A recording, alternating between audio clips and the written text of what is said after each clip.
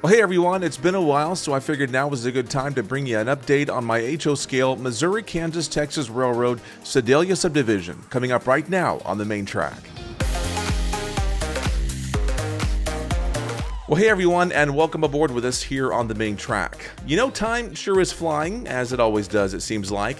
It's hard to believe it's already summertime, and I've been staying pretty busy in recent weeks and months with a lot of train stuff, just obviously not cranking out the model train videos like I normally try to do. Well, I've been focusing on getting out our expanded edition of Show Me Katy, and that project highlights the prototype railroad that I am modeling here on the HO scale Sedalia Subdivision layout. So we're super excited about finally getting that out to you.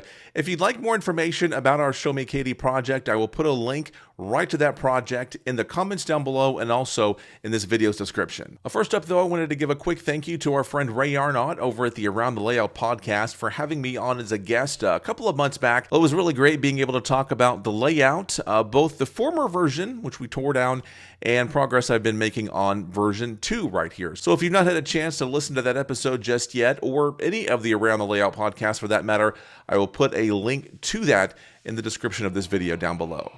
Well, so in between the busy times, I have made some progress on the layout, and I was taking a look back at our last update video.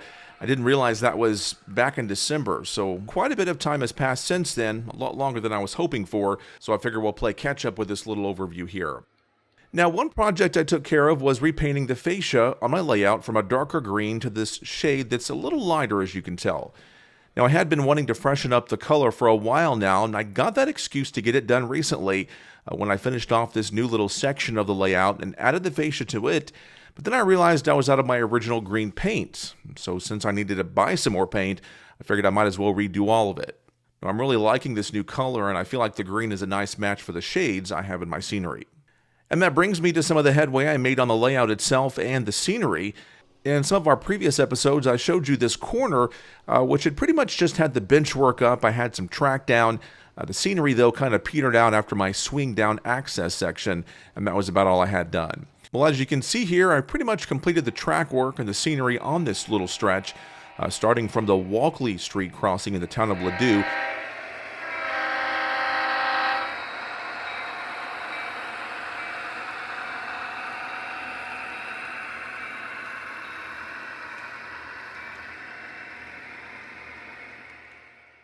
You can see that in this prototype video that I shot a handful of years ago there in Ladue, Missouri.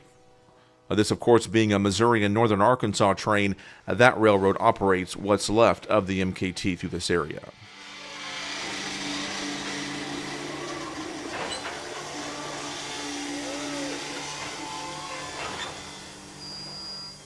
And so then we head across the drop-down access section all the way to the point which represents the County Road 330 crossing in Henry County, Missouri between Ladue and Clinton.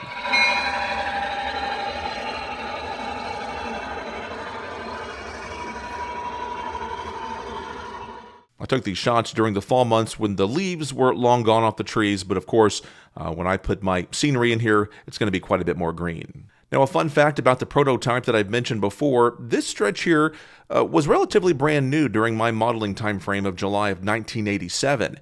These miles had been built just 10 years prior as a line relocation when Truman Lake was built, so in a sense it was the last mainline railroad segment to be built in Missouri. The original Katy main line between these points was abandoned, and a little bit of the right-of-way is still visible to this day and kept clear of brush.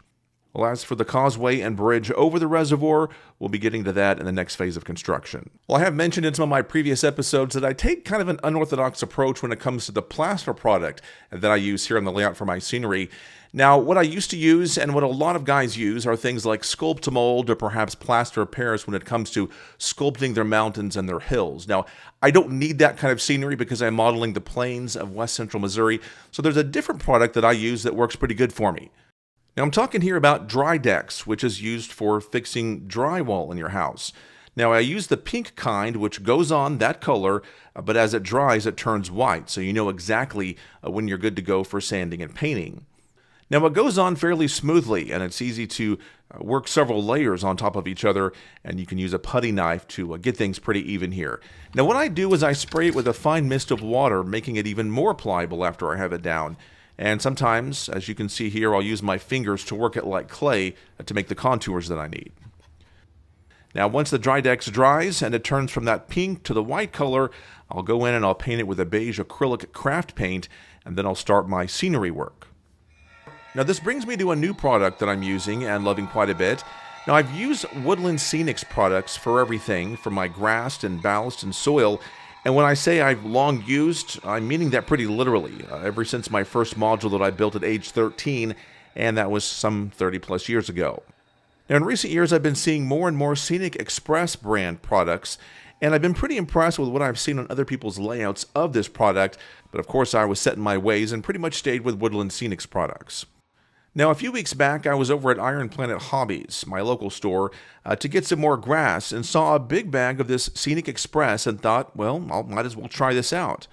And since then, I've really been going to town on the layout here, and this is definitely my main go-to, at least for grass now. Now, the Scenic Express has a lot more texture to it. Now, here is a side-by-side of the two with some of the original Woodland Scenics grass I had put down previously. You can see it's a lot flatter, more uniform, and that may be fine and dandy if that's what you need, but I'm liking the texture quite a bit with the new stuff. The thing is, I'm not abandoning Woodland Scenics. I'm still using some of their original fine stuff to sprinkle over the top here to provide some heavier color in certain spots. And of course, as of now, I'm still using Woodland Scenics all the way when it comes to my ballast. Now, over the years, I've looked at some other brands and tried those out, but the Woodland Rock works best for me. It's the exact color match I need for the prototype. I'll be talking more about my trackage and my ballast work in another video that I'm working on right now.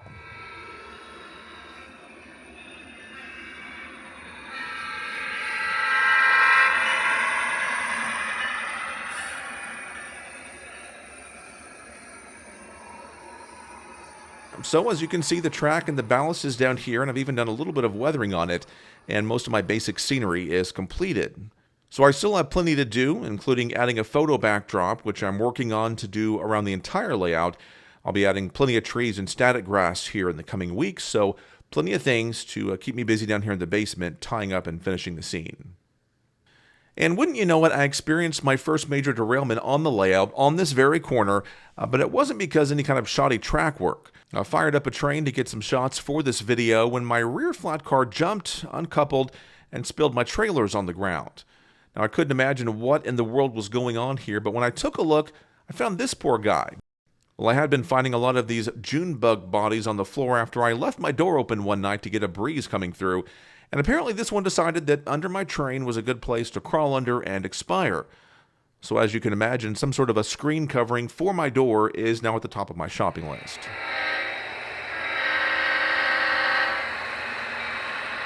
Well, next I wanted to show off some great new crossing signals I have here at the Highway T grade crossing in Ladue.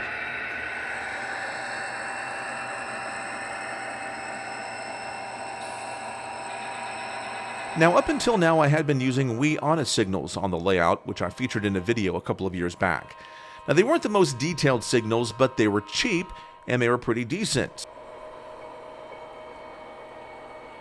Now, I have started moving towards some new models that have come out by Showcase Miniatures.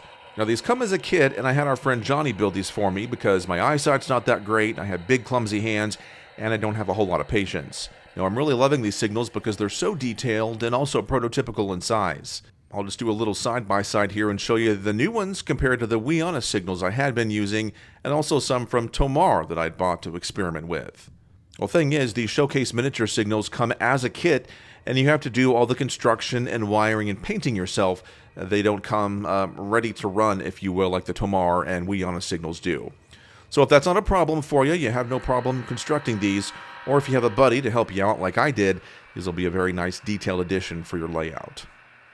And so I'll just leave those signals right there for you and let you make your own comparisons. In the comments down below, let me know which one of those sets you like the best, and also which types of signals do you use on your layout. I think I asked you guys that a couple of years back when we were doing those We Honest episodes.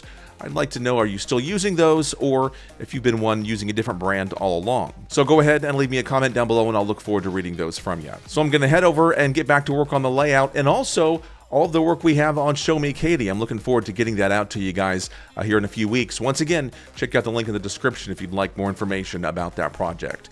Until next time, all aboard and all the best.